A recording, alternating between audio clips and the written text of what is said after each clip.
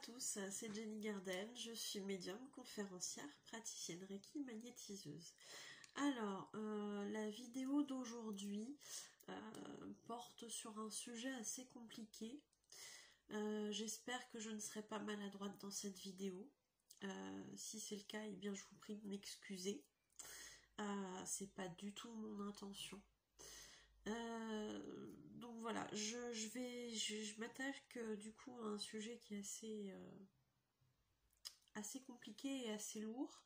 Mais voilà, je pense que ça peut peut-être aider certaines personnes à comprendre des femmes autour d'elles ou à comprendre en tout cas certains mécanismes, certaines souffrances qu'elles ont vécues, alors qu'elles ou qu'ils ont vécu aussi, si c'est des compagnons ou des proches masculins de femmes qui ont vécu cette épreuve-là. Je reste persuadée qu'un accompagnement des proches reste indispensable dans ce genre d'événement. Donc voilà, on va s'attaquer à ça.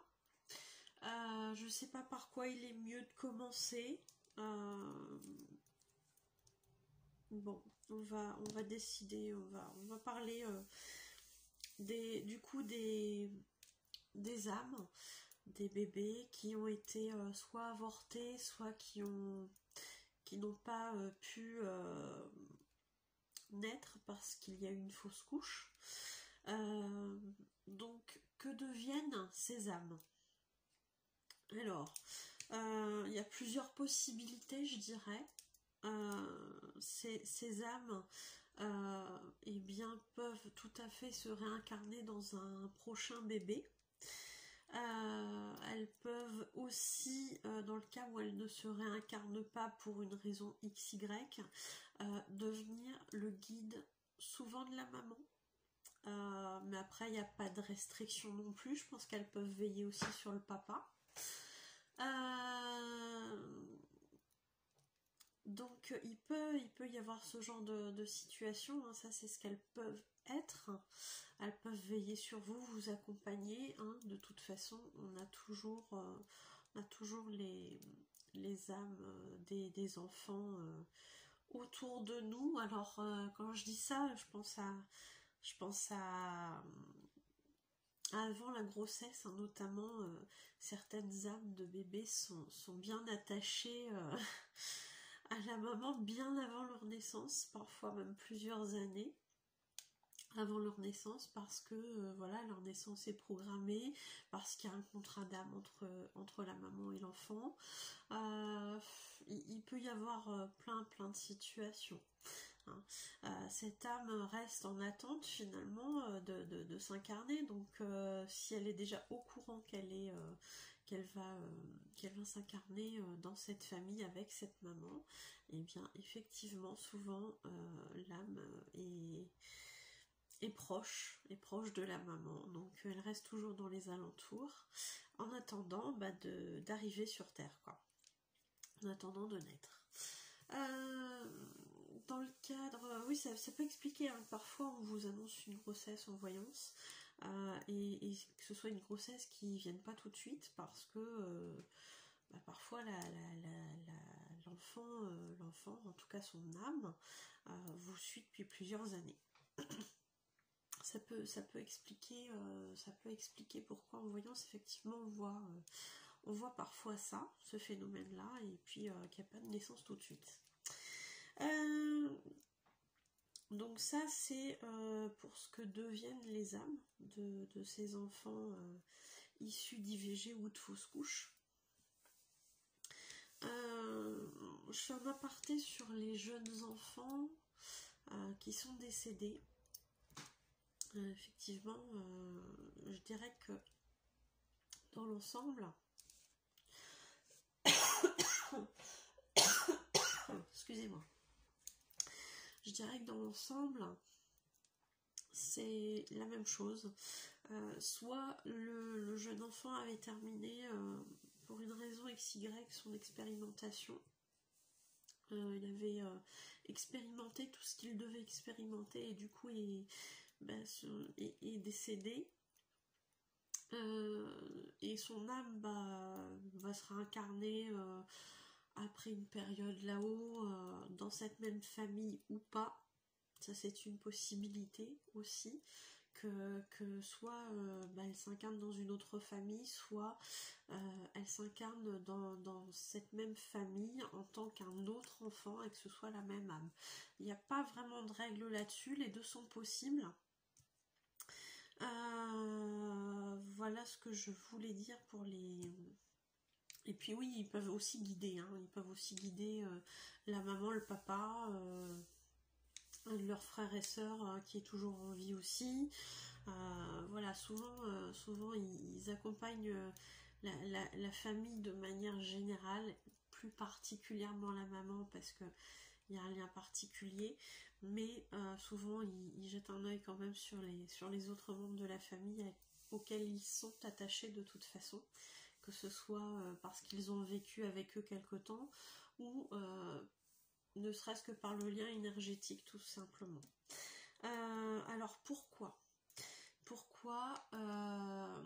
il y a cette épreuve, soit de la fausse couche, soit de l'IVG, ou soit aussi du décès d'un enfant jeune finalement. Alors, le décès de l'enfant jeune, je vous l'ai plus ou moins dit déjà, c'est parce qu'il avait un certain parcours, peut-être qu'il avait décidé, en tout cas que son âme avait décidé d'expérimenter certaines choses et qu'elle est arrivée au bout du processus. C'est souvent le cas, c'est la situation qui me vient là tout de suite. Il y a peut-être d'autres cas auxquels je ne pense pas, mais je dirais que ça va faire plutôt l'objet de quelques exceptions. Donc comme c'est exception, je vais peut-être pas rentrer dans le détail. Pour ce qui est des IVG et des fausses couches, alors pourquoi? Alors j'ai pris quelques notes parce que je voulais pas oublier certaines choses. Déjà d'une, par rapport à tout ce qui est fausse couche, effectivement sur le plan purement physique, l'âme qui doit s'incarner dans ce bébé à naître peut se dire en fait non, par rapport au parcours que j'ai décidé d'expérimenter, ce corps-là ne va pas aller.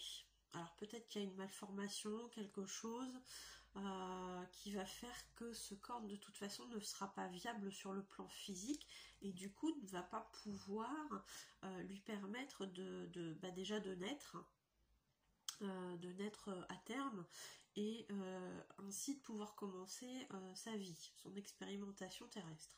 Donc déjà il y a cet aspect-là de corps physique qui ne correspond pas ou qui n'est pas viable pour le projet que l'âme a choisi d'expérimenter. Donc déjà il y a ça. Pour les fausses couches aussi, il m'apparaît aussi la raison de la peur de s'incarner.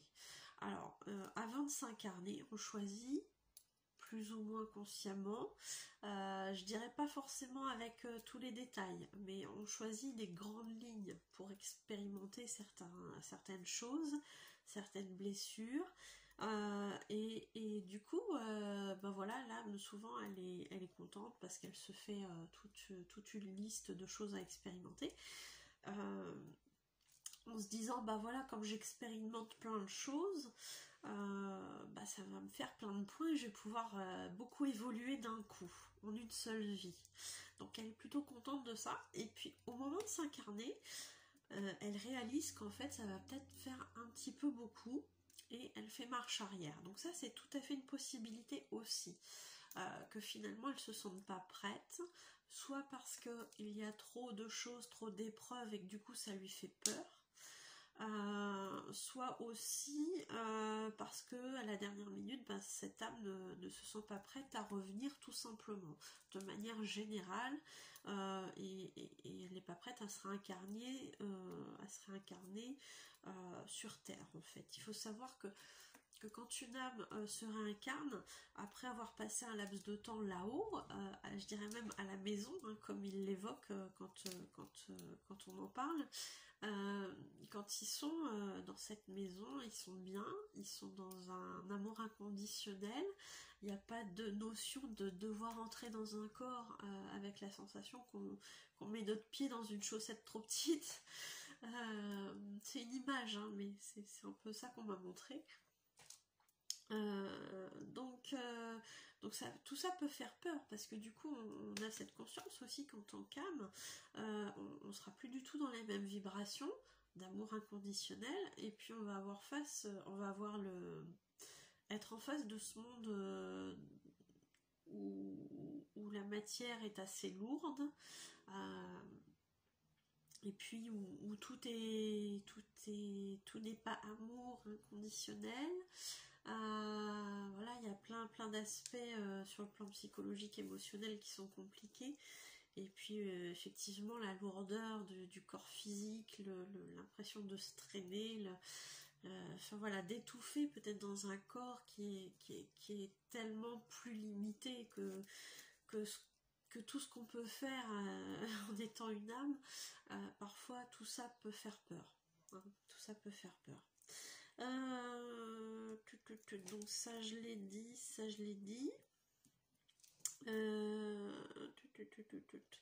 Après il y a aussi comment je peux dire ça, la notion que ça peut très bien aussi ne pas être le bon moment, alors que ce soit pour l'enfant ou pour les parents. Pas le bon moment dans le sens, je dirais, sur le plan astrologique, si je peux dire ça comme ça. Il faut savoir qu'en fait un enfant ne naît pas par hasard tel jour à telle heure. Vous savez que quand on naît, en fonction de notre heure de naissance et de notre lieu de naissance, bien évidemment de la date, mais ça c'est évident, on va nous attribuer un signe astrologique, un ascendant, qui vont déterminer certains traits de caractère, en plus de la signification de notre prénom, qui va elle aussi influencer notre personnalité. Donc il y a cette notion de ne pas être là au bon moment astrologique. Donc l'enfant peut faire marche arrière, les parents aussi peuvent ne pas être prêts non plus dans leur vie ou dans leur psyché. Ils peuvent aussi ne pas être en capacité d'accueillir cet enfant. Donc ils peuvent aussi bloquer d'une certaine façon, ou en tout cas je dirais plus par la maman, parce que le papa, bon, même s'il a des influences au niveau énergétique, je pense que c'est plus du côté de la maman que ça peut vraiment se ressentir. En même temps, c'est elle qui porte dans son ventre, hein, donc c'est absolument pas pour vous culpabiliser que je dis ça, hein, pas du tout, hein, c'est juste pour expliquer. Donc il y a cette notion de pas le bon moment. Il y a cette notion aussi que ça peut très bien être parce que c'est pas le bon papa. Peut-être que ce bébé en fait doit être de deux personnes différentes. Enfin oui, forcément de deux personnes différentes, le papa et la maman. Mais peut-être que du coup le papa qui est, enfin le monsieur qui est actuellement dans la vie de la maman à ce moment-là, c'est pas lui qui doit être le papa. Vous voyez ? Donc il est possible que même si physiologiquement parlant il y ait un embryon qui se crée, voilà, et bien que l'âme de l'enfant finalement ne s'incarne pas, parce que ce n'est pas les parents qui l'avaient entre guillemets choisi au départ. Alors on choisit pas forcément ses parents, comment je peux dire, on choisit pas ses parents parce que c'est eux et puis c'est tout. On choisit ses parents parce qu'ils sont dans cette vibration qu'il nous faut, qu'il nous est nécessaire par rapport à tout ce que l'on a besoin d'expérimenter. Voilà. Donc c'est plus une question de vibration et d'attirer la vibration qu'on a besoin d'expérimenter. Je sais pas si je suis claire. N'hésitez pas à me le dire dans les commentaires hein, si vraiment c'est un peu trop flou ce que je raconte. Mais en tout cas, effectivement, du coup, oui, que ce soit pas le bon papa, c'est une possibilité aussi. Ça s'est dit, la maman peut très bien ne pas être prête. Alors ne pas être prête, ça signifie quoi? Ça signifie que dans sa psyché, il y a une raison qui fait que pour telle raison, effectivement, elle va pas être prête. Ou elle va se dire, bah c'est mieux si effectivement là tout de suite j'ai pas forcément d'enfant. Parce que je veux peut-être avancer un peu plus dans mon travail, je veux peut-être plus avoir le temps de voyager, ou j'ai malheureusement entendu cette histoire, enfin malheureusement ou heureusement, après j'ai pas de jugement à porter là-dessus, une personne qui disait qu'en fait elle n'était pas sûre d'être avec la bonne personne. Qu'il y avait des fois elle adorait son mari et puis parfois il la rendait folle et qu'il y avait certains aspects de la personnalité de son mari qu'elle aimerait changer et du coup à chaque fois qu'elle se rendait compte qu'elle n'était pas enceinte, elle se disait finalement c'est pas plus mal parce que j'aimerais qu'il y ait ce changement là chez mon conjoint. Donc du coup, forcément, même s'il y avait une partie d'elle qui voulait être enceinte et qui voulait être maman, il y avait cette autre partie qui quelque part bloquait un peu le processus. Donc ça c'est possible aussi, hein. Bon là c'est un exemple, mais ça peut être plein d'autres choses aussi, hein. Y a des blessures aussi qu'on a en tant que femme qui peuvent bloquer une grossesse, ou en tout cas mettre fin à une grossesse parce que tout simplement on a une expérience avec nos parents qui font que en tant que femme on a peur d'avoir une fille, peur de reproduire ce que l'on a vécu. Parce que effectivement quand on a vécu des choses en tant que petite fille, si on a une fille, on a plus l'impression qu'on va reproduire ça que si c'est un garçon. Alors après ça peut être pareil chez les hommes, hein, mais je vous dis comme c'est pas eux qui portent la vie, ça aura moins d'incidence en fait sur le plan énergétique.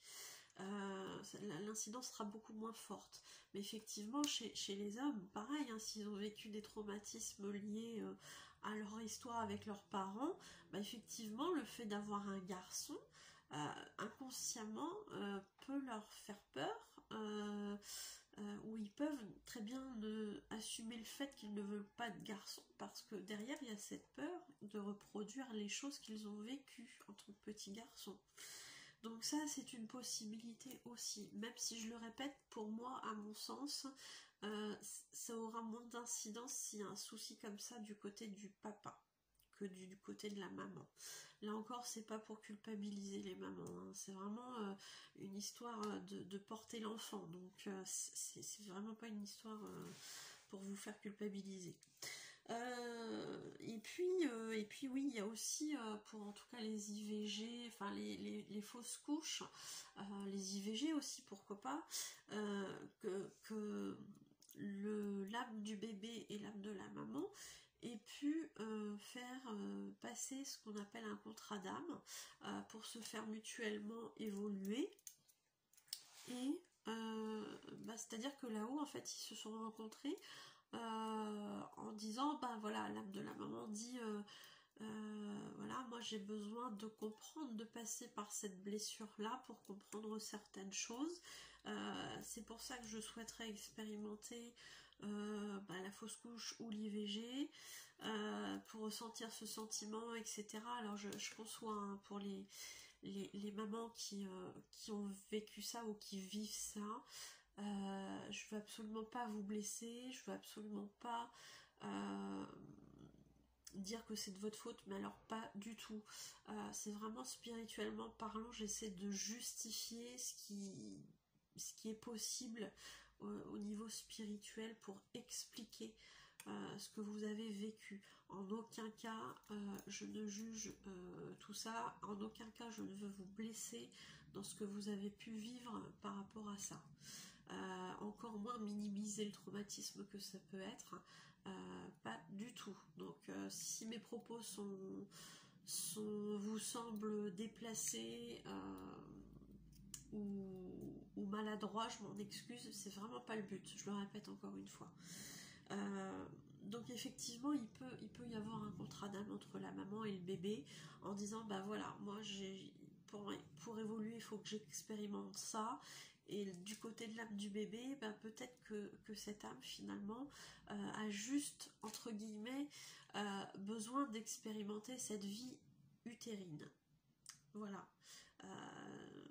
Donc les deux se mettent en relation, passent un contrat d'âme, et effectivement quand vient le moment de faire cette expérience mutuelle, et bien le contrat d'âme se réalise. Donc c'est une possibilité parmi tant d'autres, hein, parmi toutes celles que j'ai évoquées. Il y en a peut-être d'autres que j'ai oubliées ou auxquelles je n'ai pas pensé. C'est pas du tout une liste exhaustive, donc ce sont des possibilités. Donc j'ai parlé beaucoup des fausses couches.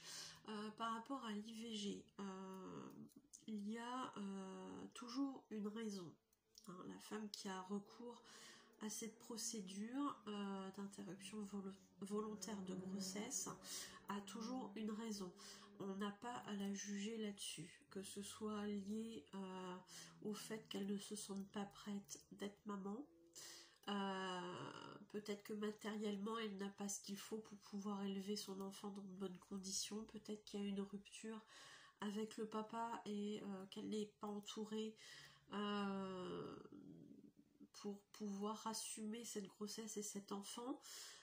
Peut-être malheureusement que c'est à des fins beaucoup plus dans des situations psychologiquement compliquées, au sens où ça peut être lié à un viol, au sens où le bébé pour une raison XY ne pourra pas survivre. À ce moment-là on fait une interruption médicale de grossesse. Que ce soit ces cas-là ou d'autres cas, on n'a pas à juger la maman là-dessus par rapport à cette décision. Je veux vraiment que les personnes qui ont eu recours à cela ne se sentent pas coupables, parce que c'est malheureusement beaucoup le cas. Il y a la notion de culpabilité pour certaines, peut-être de ne pas avoir fait le nécessaire, d'avoir mis fin à une vie et de se sentir comme une meurtrière. C'est un sentiment beaucoup trop toxique. Certes sur le plan humain et psychologique il peut se comprendre, mais ne restez pas avec ce sentiment là, s'il vous plaît. Pas du tout, ce qui devait se passer s'est passé. Peu importe, vous n'avez tué personne, même si parce que je vous le répète, ça peut être un contrat d'âme. Peut-être que l'enfant n'était pas viable, peut-être que ça aurait été trop compliqué pour vous d'assumer cet enfant. Bref, vous avez une raison, et je pense, enfin je peux le dire, vous avez dû probablement prendre cette décision en connaissance de cause. Donc si vous avez pris cette décision, certes dans la douleur, certes d'une manière, comment je peux dire, vous avez pris cette décision en n'ayant pas de gaieté de cœur, mais voilà, c'est normal. Personne, je pense, n'a recours à un avortement par plaisir. Donc là-dessus, voilà, vous devez vous déculpabiliser sur cette décision que vous avez prise.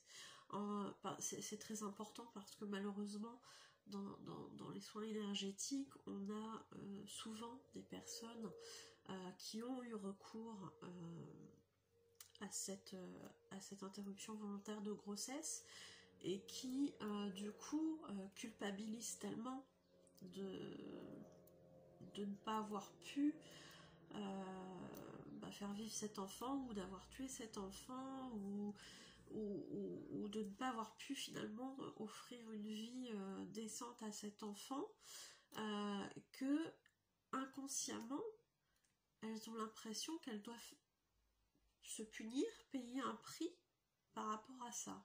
Et chez certaines, malheureusement, il y aura des difficultés qu'elles se sont créées finalement toutes seules avec leurs pensées, avec leur culpabilité. Il y aura malheureusement des difficultés derrière à avoir un enfant. Donc soit ça sera très compliqué, soit ça tiendra pas, soit elles n'arriveront pas à tomber enceintes parce qu'il y a une barrière psychologique qui reste là. Donc ça peut se travailler en soins. Je conseille toujours, que ce soit qu'il y ait eu fausse couche, IVG, césarienne aussi, parce qu'il y a des traces au niveau énergétique, de faire un soin énergétique pour nettoyer toutes les traces énergétiques, sachant que si ça s'accumule, s'il y a cumul entre première césarienne, grossesse extra-utérine aussi, fausse couche, IVG, etc., viol aussi, parce que ça peut aussi permettre, ça peut aussi bloquer des grossesses par la suite.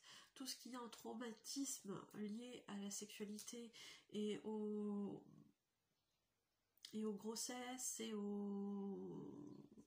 à tout cet appareil finalement reproducteur féminin,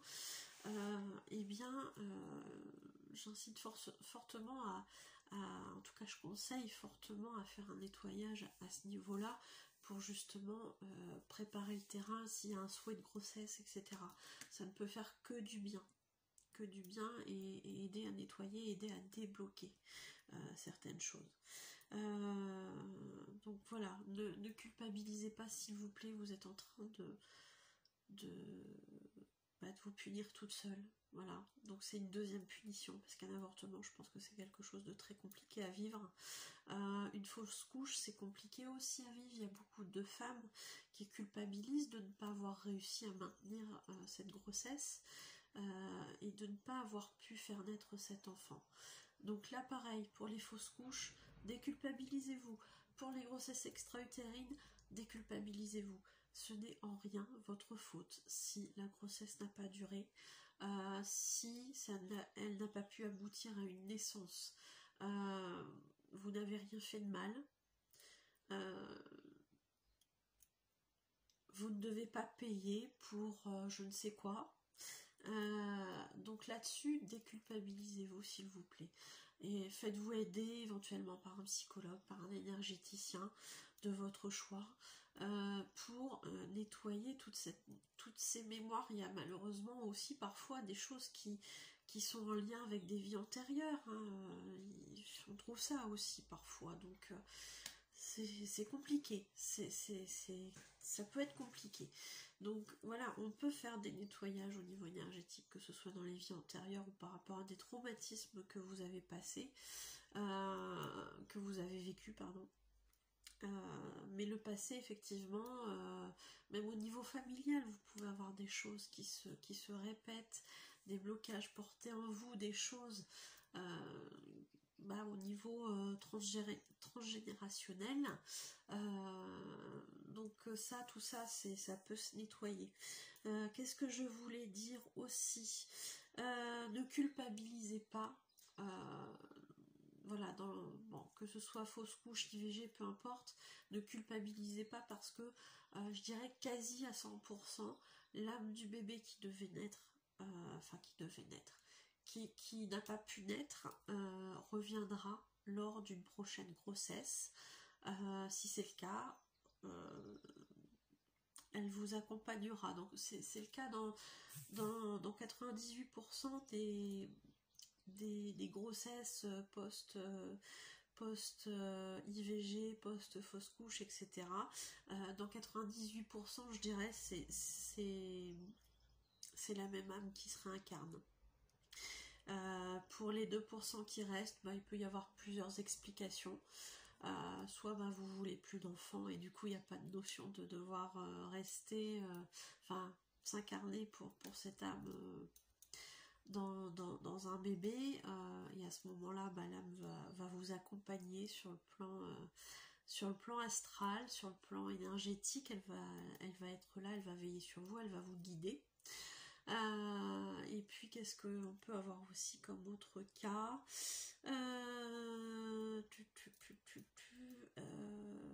Qu'est-ce qu'on peut avoir aussi? Oui, aussi quand il y a cette notion de faire le deuil de cet enfant, mais vraiment faire un deuil comme on le fait pour un décès d'une personne adulte par exemple. Et bien effectivement, quand vous êtes dans ce processus de deuil, vous dites à l'âme en question, écoute, voilà, on a compris que tu devais partir, donc pars, et l'âme s'en va. Donc dans ces cas-là, cette âme ne se réincarne pas dans un prochain enfant. Il peut y avoir ça aussi. Il y a peut-être d'autres choses, mais là, c'est les deux cas qui m'apparaissent le plus. Qu'est-ce que je voulais dire aussi? Oui, ça, je crois que j'en ai parlé tout à l'heure. Oui,